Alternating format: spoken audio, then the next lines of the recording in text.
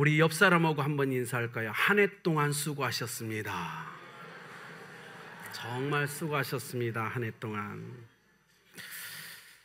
네. 일부 예배 설교를 막 하고 있는데 여기저기서 막 훌쩍훌쩍 대는 거예요. 막 그래서 은혜가 쏟아지는구나, 성령의 역사가 넘치구나, 다시 봤더니 콧물 닦느라고. 좋았는데, 네. 여러분, 마지막 2019년 시간을 보내면서 감기 걸리지 않도록, 제가 오해하지 않도록, 네, 조심해 주시면 감사하겠어요. 인생을 살다 보면 참 갖가지 어려운 일들이 많죠. 어떤 한 가장이 사업에 어려움이 닥쳤어요. 그래서 집을 내놓아야 됐고 뿔뿔이 가족이 흩어져야 되는 어려운 상황이 맞이했습니다. 그래서 저녁에 가족이 모여서 아버지가 회의를 합니다. 도저히 이제 사업이 어렵게 돼서 같이 살 수 없으니 잠시 우리가 다 흩어져서 따로따로 사야 될 것 같다. 그러면서 아버지가 얘기합니다. 아이들에게 미안하다. 아빠가 못나서 그러니 너희들은 외갓집에 가 있거라. 외갓집 아시죠? 외갓집. 그랬더니 아이들이 갑자기 엄마를 불쌍하게 쳐다보면서 얘기합니다. 그럼 엄마는 어떻게 해요? 그러자 아버지가 얘기합니다. 너무 걱정하지 마라. 엄마는 처갓집에 가 있을 거야. 그래서 이게 뭔지? 아이들이니까. 그래서 사랑하는 아내가 남편을 걱정하며 얘기합니다. 여보, 그러면 당신은 어떡하죠? 당신 어디가 있을 거예요? 그러자 그가 얘기합니다. 걱정 마. 당신 친정에 가 있을게. 어디죠? 그가? 흩어지긴 하는데, 그죠? 다 한 곳에 다시 모여요.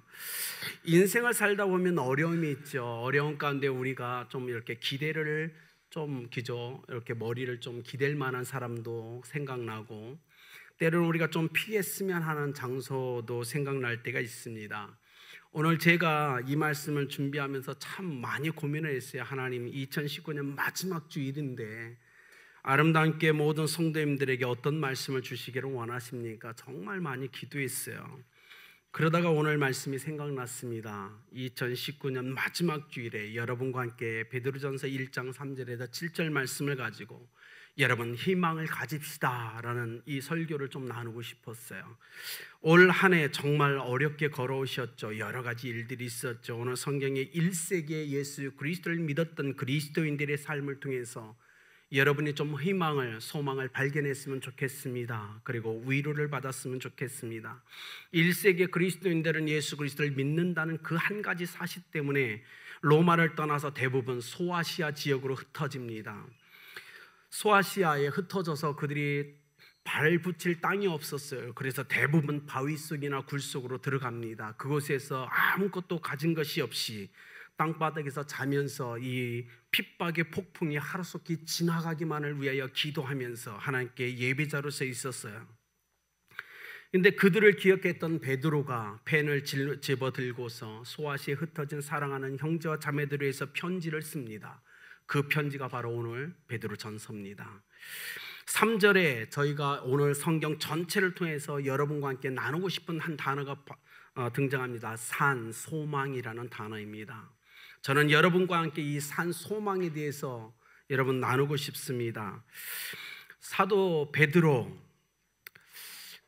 그는 왜 펜을 들어서 그 시대에 이렇게 고통 가운데 있는 형제와 자매들에게 편지를 써야만 됐을까요?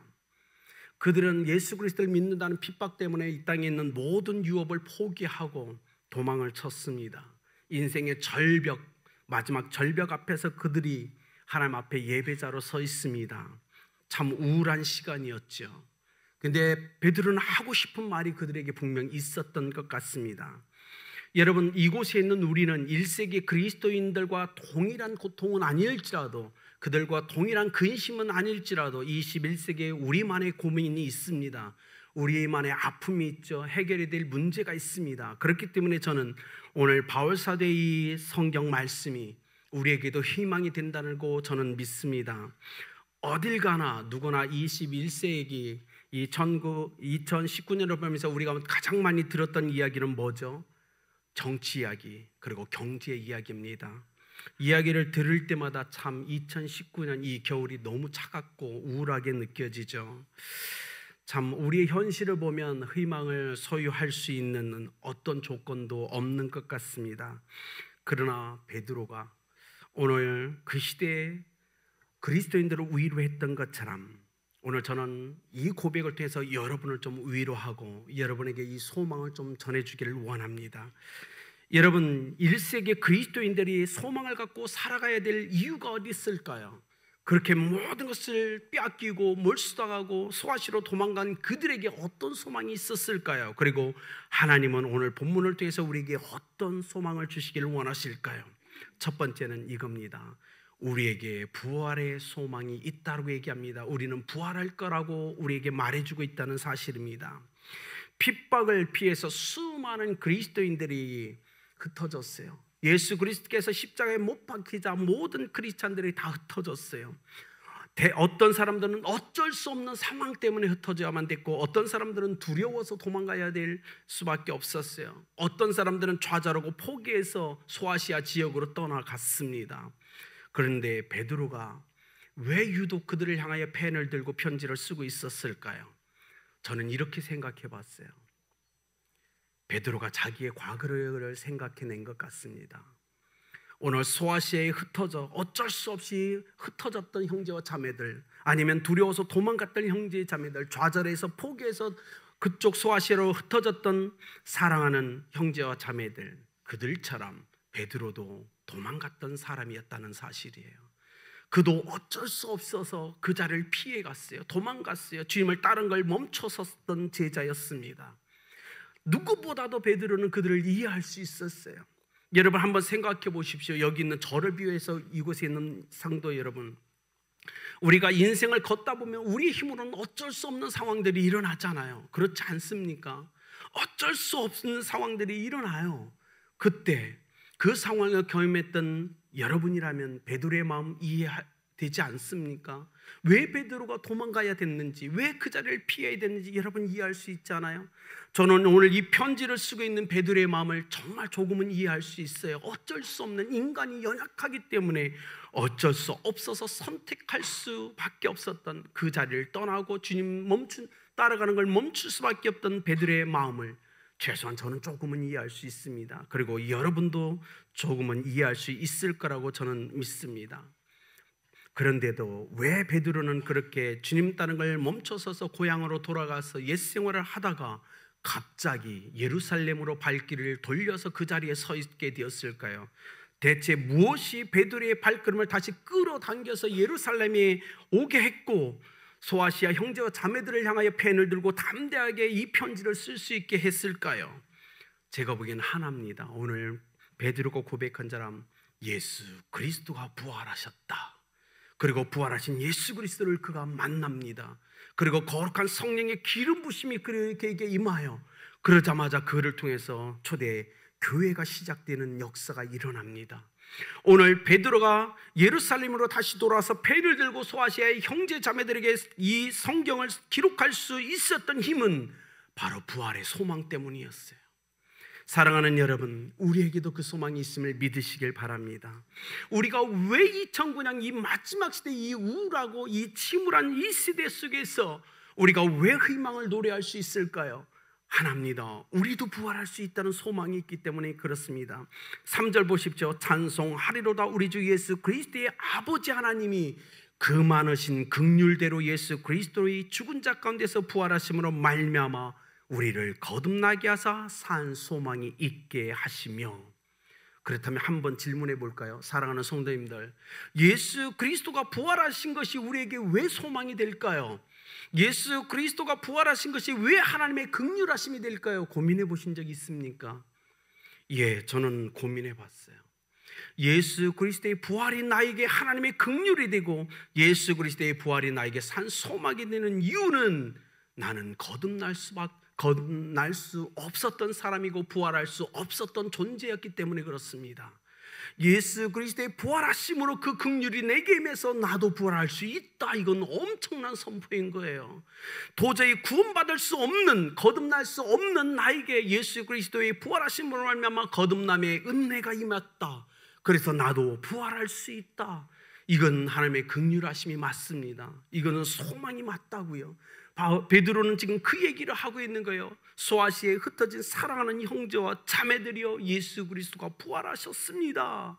당신 안에 그 부활이 있습니다. 부활의 생명이 있습니다. 부활의 영이 당신 가운데 거합니다. 그러니 소망을 가지십시오. 이렇게 외치고 있는 거예요. 사랑하는 성도님, 좌절했고 절망했던 우리의 삶에 부활이 임했습니다. 여러분 한번 눈을 여셔서 여러분 속에 있는 부활을 발견하셔야 됩니다. 오늘 부활의 생명이 내 안에 있는 걸 발견해내셔야 된다고요. 그럴 때 소망이 일어나는 거예요. 성령을 통해서 내 안에 부활의 역사는 일어난다라는 걸 볼 수 있는 자만이 오늘 베드로의 고백자는 산 소망의 삶을 살아낼 수 있습니다. 그렇기 때문에 2019년 어렵고 힘들게 오늘 이곳 이 시간까지 걸어오신 사랑하는 성도님들, 이 베드로의 고백, 이 권면을 받아들이십시오. 여러분 부활의 소망이 있습니다. 그러니 너무 좌절하지 마세요. 소망을 붙잡으시길 바랍니다. 내 안에 부활의 생명이 있습니다. 내 안에 부활의 소망이 있습니다. 내 안에 부활의 능력이 있습니다. 예수 그리스도께서 부활하셨습니다. 나는 부활할 겁니다. 우리는 부활할 거예요. 그러니까 지금 내 상황은 형편없지만 나는 소망은 가운데 살아갈 수 있다라고 얘기하고 있는 겁니다. 사랑하는 소아시아의 사랑하는 형제와 자매들이여, 지금 상황이 좋지 않지만 고난 가운데 있지만 핍박 가운데 있지만 소망을 붙잡으십시오. 당신은 부활할 겁니다. 놀라운 선포죠. 우리가 2019년을 살면서 여러분 어떻게 살아오셨나요? 인생이 참 힘들죠. 그렇죠. 다른 사람과의 관계를 유지하는 게 쉽지 않습니다. 신앙을 지킨다는 것, 매 주일마다 교회에 나온다는 것 피곤하시고 힘드시죠. 그래서 어떻게 했나요? 그래서 사랑하는 성도님들이 때로는 게으름을 택했죠. 그래서 교회를 좀 회피도 했고 예배를 피하기도 했습니다. 그러나 사랑하는 성도님들 기억하셔야 됩니다. 우리에겐 부활의 소망이 있습니다. 이제는 피하지 마십시오. 왜 아직도 부활의 생명과 소망이 있는 우리가 무기력한 자의 자리에 앉아 있어야만 됩니까? 아니죠. 다음 달에 거룩한 예배 자리에 서 있기를 예수 그리스도의 이름으로 축복합니다. 우리에겐 부활이 있어요. 무능력하게 살지 마세요. 소망을 선포하세요. 나는 부활할 거다. 그러니 지금 나의 고통과 어려움과 이 해결되지 않은 문제 속에서도 나에겐 소망이 있다라고 말씀하셔야 됩니다. 두 번째로 베드로가 이렇게 얘기합니다. 유업을 약속받았다. 그러니 우리에겐 소망이 있다라고 얘기합니다. 여러분 유업이라는 말 이해하시죠? 유업, 선대로부터 물려받은 사업, 기업, 재산이란 뜻입니다. 좀 더 쉽게 말하면 상속, 재산이 유업이라는 뜻이죠. 사랑하는 성도님들, 여러분 재산 많이 상속 받으셨어요? 대답하면 세금 물릴까 봐 대답을 안 하시는군요. 저희 아버님이 제가 이제 선교사로 있다가 선교지에 오면 정말 아들이 하나밖에 없으니까 저를 너무 사랑하셨어요. 예전엔 그렇게 사랑 안 하셨거든요. 나이가 드니까 사랑이 드나 봐요. 굉장히 저한테 친절하고 아주 살갑게 저를 사랑한다고 고백하셨어요. 그러면서 한마디를 더 하셨어요. 딸들은 다 필요 없다. 나의 재산을 너에게 다 주겠다. 행복했어요. 와, 선교사인 나에게도. 그러나 아버지가 이거 하면서 다 날리지 않고 물려는 조그만 그거 받을 수 있겠구나.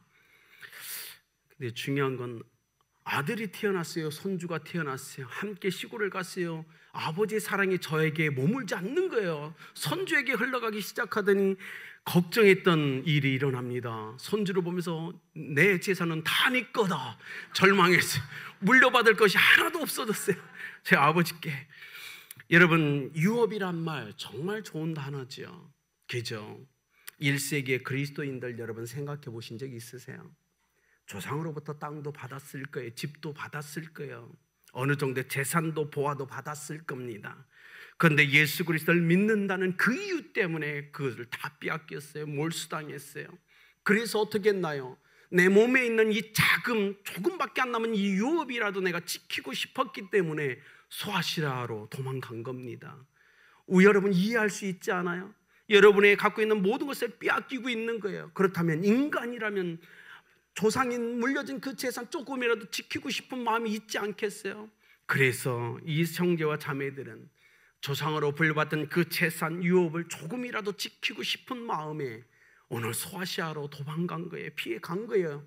우리는 이해할 수 있잖아요.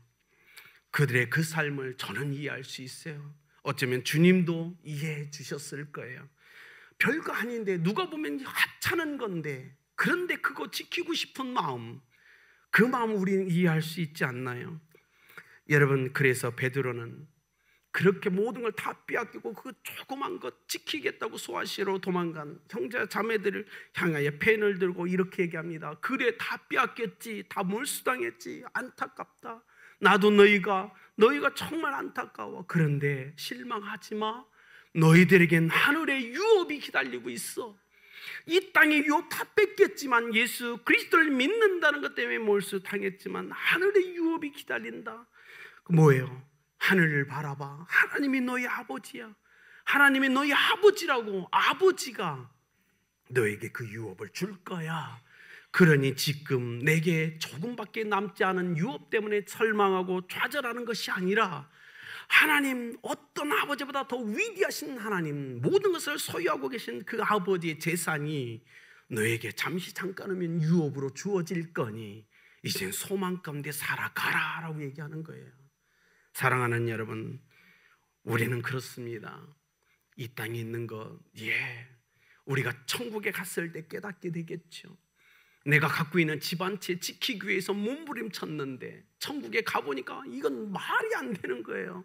왜 그렇게 그 작은 것 때문에 내가 그렇게 좌절하며 절망했는지, 하늘에 가니까 그거 좌절할 필요도 없었는데 어마어마한 게 나를 기다리는데. 사랑하는 성도 여러분, 베드로는 그 얘기를 하고 싶은 거예요. 소아시아의 사랑하는 형제와 자매들 다 빼앗겼죠. 마음이 아프죠. 마음이 무너지죠. 그러나 좌절하지 마세요. 유업이 기다립니다. 영원한 하나님의 영원한 기업이 당신에게 주어질 겁니다. 그러니까 소망 가운데 살아가십시오. 4절, 썩지 않고 더럽지 않고 쇠하지 아니하는 유업을 있게 하시나니 곧 너희를 위하여 하늘에 간직하신 것이라. 그렇기 때문에 이 편지를 받았던 사랑하는 형제와 자매들은, 그래, 맞아, 나에겐 하늘의 유업이 있지. 그러니 어때요? 그래, 용기 있게 살아가자. 이 조그만 것 빼앗길지라도 실망하지 말자. 나에겐 하늘의 유업이 있다. 그들의 인생을 바뀝니다. 여러분, 영원한 기업이에요. 영원한 유업이에요. 어느 누구 빼앗아갈 수 없는 유업입니다. 흔들릴 수 없는 유업이에요. 영원한 유업이라고 얘기합니다. 이 유업이요, 1세기 그리스도인들에게만 주어졌을까요? 아닙니다. 오늘 이 자리에 나와 있는 여러분에게도 허락된 유업이라는 거예요. 그렇기 때문에 우리는 감사할 수 있지 않을까요? 힘들어요. 사업이 막혀 있어요. 문제가 해결되지 않아요. 답답해요. 하나님, 그럼에도 불구하고 하나님을 찬양할 수 있어요. 왜냐하면 나에겐 이 사라질 유업 말고 영원한 유업이 기다리거든요. 여러분, 이것이 신앙인의 자세입니다. 오늘 하나님 앞에 선포하십시오. 하나님이 내 아버지 되심을 찬양합니다. 아버지가 나를 위해 예비하신 그 유업을 찬양합니다. 나에겐 썩지 않고 영원한 그 유업이 있습니다. 아무도 빼앗을 수 없고 흔들 수 없는 유업이 있습니다. 하나님, 그러니 이젠 소망 가운데 살아가겠습니다. 5절, 하나님의 능력으로 보호하심을 입었다. 하나님의 능력이 여러분을 보호하고 계심을 믿습니까? 왜 하나님은 그 능력으로 여러분을 지키고 보호하고 있을까요? 하늘의 유업을 주기 위해서입니다. 이건 놀라운 선포예요. 베드로가 그 얘기를 하고 있는 거예요. 하나님의 엄청난 그 능력으로 너희를 지키고 있다. 너희를 보호하고 있다. 왜? 하늘의 유업을 주기 위해서. 그러니 그 유업은 아무도 흔들 수 없고 부도낼 수 없다. 아무도 빼앗아갈 수 없다. 그러니 하나님을 찬양하라. 하나님, 이 소망을 갖고 인생을 살아가라 라고 얘기합니다. 사랑하는 성도님 여러분, 그렇다면 우리 다시 천국의 소망을 회복해야 될 거 아닌가요? 여러분, 매일 천국의 소망을 갖고 정말 살아가십니까? 오늘 이 시간 천국의 소망을 회복하십시오. 천국의 마음을 두세요. 그리고 인생을 살아가시길 예수님의 이름으로 축복합니다. 천국의 소망이 있다면, 영원한 유업에 대한 소망이 있다면 우리의 삶이 달라져야 되지 않을까요? 좌절한 자리에서 일어나야 되지 않을까요? 절망의 자리에서 일어나야 되지 않을까요? 나에게 천국의 소망이 있다면, 영원한 유업에 대한 소망이 있다면 여러분, 이제는 우리의 삶이 변화되어야 됩니다. 달라져야 됩니다. 유업을 이미 소유한 자처럼 담대하게 인생을 살아가시길 예수님의 이름으로 축복합니다. 마지막으로 베드로가 소아시아의 형제와 자매들에게 이렇게 얘기합니다. 그런데 할 말이 있어. 너희들에게 이 놀라운 부활의 소망도 있고 영원한 유업에 대한 소망이 있는데 뭐죠? 잠시 잠깐 근심하는 일이 있을 거야 라고 얘기해요. 여러분, 시련이 가져올 유혹이 있으니 소망 가운데 살아가라 라고 얘기합니다. 뭐죠? 하나님 아버지가 우리에게 유업으로 줄 때 우리가 받기까지 우리는 조금 더 기다려야 됩니다. 그렇죠? 육신을 떠나서 하나님 앞에 설 때까지 이 작은 시간 우리는 기다려야 된다는 거예요. 근데 놀라운 건 하나님 앞에 서서 유업을 받기 전까지 자그마한 그 시간, 짧은 그 시간이 우리에겐 근심이 될 수 있다라고 얘기합니다. 이 세상이 우리에게 가만두지 않아요. 근심거리를 줍니다. 그래서 베드로가 얘기하는 거예요. 사랑하는 형제자매, 그 유업이 분명 주어질 거야. 근데 주어지기 전까지 그 짧은 인생의 시간은 근심할 수밖에 없다. 그래도 소망을 품고 살아가라, 이 얘기를 하고 있는 겁니다. 여러분, 6절 보십시오. 그러므로 너희가 이제 여러 가지 시험으로 말미암아 잠깐 근심하게 되지 않을 수 없으나 오히려 크게 기뻐하는도다. 사랑하는 성도님들, 2019년을 보내고 2020년이 돼도 이 잠깐의 근심은 있을 수 있어요, 우리에게. 그렇죠? 영원한 유업이 우리에게 주어지기까지 잠깐의 근심은 있을 겁니다. 그러나 기뻐하십시오. 하나님의, 우리 가운데 허락하신 하나님의 소망은 변하지 않습니다. 이런 거죠. 등산 좋아하시는 분들 계시죠? 등산을 좋아하는 분은 산을 보고 산이 아무리 높아도요, 소망이 일어나요. 저거 올라가고 싶다, 정복하고 싶다, 이 소망이 있어요. 산을 보면서 왜 그냥 높아, 절망하지 않는다는 거예요, 등산을 좋아하는 분은. 근데 등산을 싫어하는 분에게서 뒷동산만 봐도 이거 왜 그냥 높아, 그죠? 좌절해요. 동일한 겁니다. 우리에게 영원한 소망이 있다면, 유업이 있다면 이 세상에서 그 작은 것 때문에 좌절할 필요 없지 않나요? 우리 그렇잖아요. 왜 좌절해? 저 엄청난 게 있는데, 그 소망이 있는데. 그렇다면 잠깐 근심하는 걸 기쁨으로 여기십시오. 이거 별거 아니야. 여러분, 그건 중요한 겁니다. 저는 한번 이렇게 말씀을 준비해서 고민해 봤어요. 그렇다면 나는 이 잠깐의 근심거리가 나한테 다가올 때 나는 어떻게 살았지? 그래서 고민해 봤어요. 생각해 봤어요. 근데 이렇더라고요. 근심거리가 생기고 고난이 올 때 저는 하나님 앞에 엎드리더라고요. 고난이 올 때, 근심거리가 올 때 하나님께 더 가까이 바싹 다가가는 제 모습을 저는 발견했어요. 여러분, 그렇죠. 이 세상에는 더 이상 제가 마음을 둘 것이 없다는 사실을 고난과 근심을 통해서 항상 발견해 갔어요. 아픔이 올 때마다 그래, 이 땅에 소망이 없구나.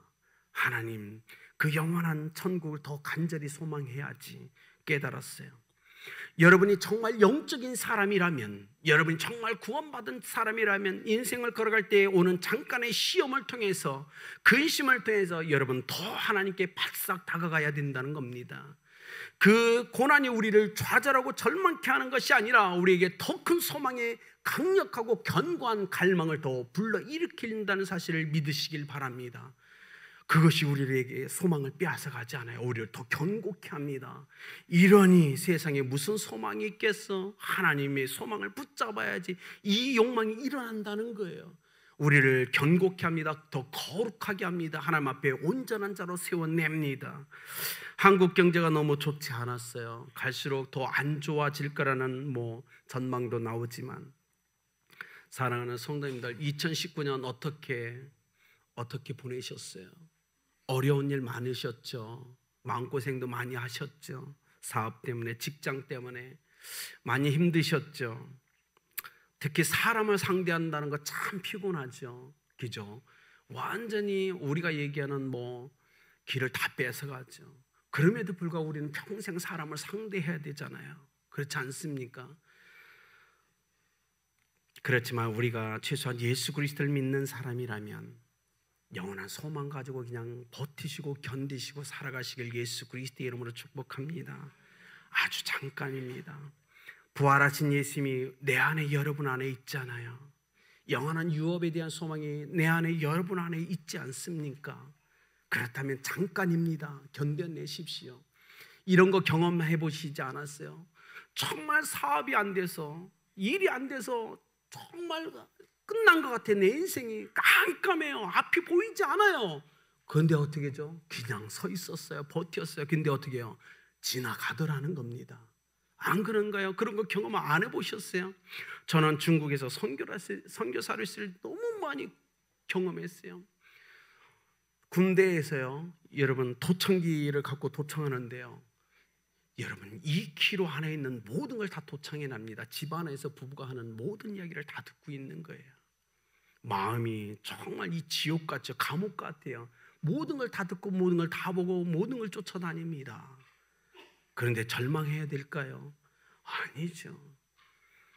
소망 가운데 살아가야 되는 겁니다. 다 지나갈 겁니다. 그것이 베드로가 오늘 소아시아에 흩어진 사랑하는 형제와 자매들에게 하는 거예요. 힘내, 지나갈 거야. 그리고 우리의 마음속에 있는 소망은 이루어질 거야 라고 얘기하는 겁니다. 여러분 1년 동안 정말 고생하셨어요. 그곳에서 저를 바라보시느라고. 저를 바라보실 때 어떤 생각이 드세요?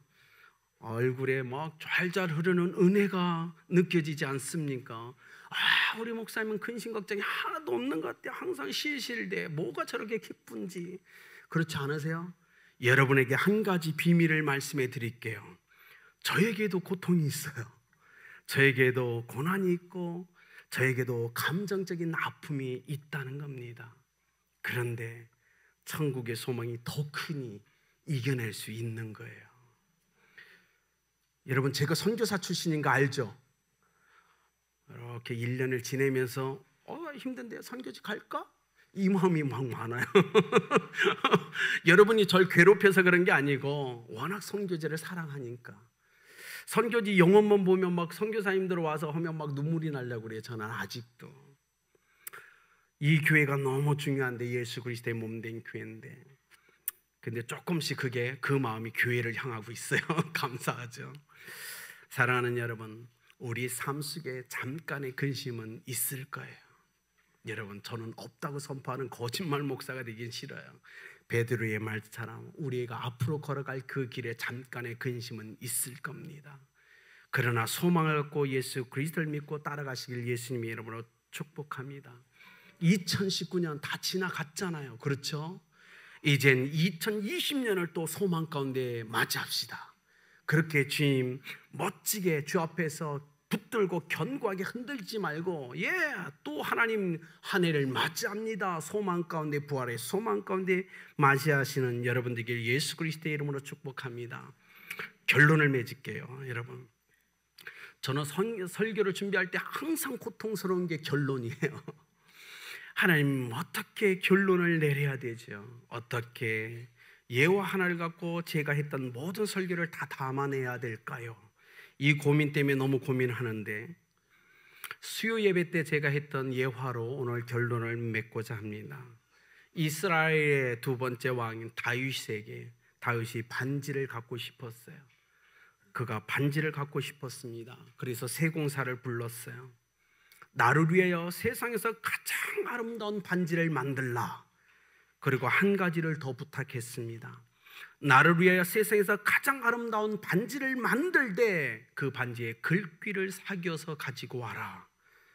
내가 승리를 거둬서, 내가 성취해서 너무 기쁠 때 교만하지 않을 수 있는 구절을 가지고 와라. 내가 절망에 빠지고 좌절하고 시리에 처했을 때 나에게 용기를 줄 수 있는 글을 새기어 와라. 그래서 세공사가 밖에 나가서 세상에서 자기가 할 수 있는 모든 재주를 다 동원해서 가장 아름다운 반지를 만들어냈습니다. 문제가 있어요. 다윗이 승리하고 성취를 거뒀을 때, 기뻐할 때 그를 교만하지 않게 만들 글귀가 생각나지 않는 거예요. 그가 절망에 빠지고 좌절하고 시리에 처했을 때 그를 일으켜 세울 수 있는 용기를 줄 수 있는 글귀가 생각나지 않은 거예요. 반지는 완성됐는데. 그래서 그가 고민하다가 솔로몬을 찾아갑니다. 그리고 얘기했어요. 솔로몬, 다윗 왕이 나에게 숙제를 내줬는데 세상에서 가장 멋진 반지를 만들라고 해서 만들었어. 근데 그가 다윗 왕이 승리를 거두고 성취하고 성공했고 기뻐할 때 교만하지 않고 절망에 빠지고 좌절하고 시리에 처했을 때 용기를 줄 수 있는 글귀를 적어오라는데 어떻게 해야 되지? 솔로몬이 그의 지혜를 동원하여 이렇게 그 반지에 쓰라고 얘기합니다. This too shall pass away. 이 미드라시에 나오는 글귀예요. 이 또한 지나가리라. 네가 승리를 거두고 성취하여 너무 교만하여 기뻐할 때 기억하라. 그건 지나간다. 한순간의 안개와 같다. 그가 절망에 빠지고 좌절에 빠지고 시리에 처했을 때 글귀는 얘기하여 이거 지나가. 좀만 견뎌. 그가 그 반지의 글귀를 볼 때마다 하나님 앞에서 교만하지 않고 절망하지 않고 서서 이 또한 지나가리라. 2019년 여러분 잘 견디셨어요? 다 지나갔잖아요. 그렇죠? 그러나 2020년이 돼도 다 지나갈 겁니다. 부활의 소망을 가슴에 새기고 흔들림이 없이 주 앞에 서서 살아가십시오. 우리가 어렵고 힘들다는 거 다 지나가요. 시간이 지나면 다 지나갑니다. 부활의 소망이 내 안에 있으니, 영원한 유업을 소유할 수 있다는 소망이 내게 있으니, 어떤 아픔과 고통과 어려움이 있다 할지라도 기억하십시오. 지나갈 겁니다. 그리고 부활할 거고 소망, 천국의 유업은 우리 것이 될 것입니다. 이 믿음 가지고 2020년을 멋지게 마무리하시고 2020년을 맞이하는 성도님들에게 예수 그리스도의 이름으로 축복합니다.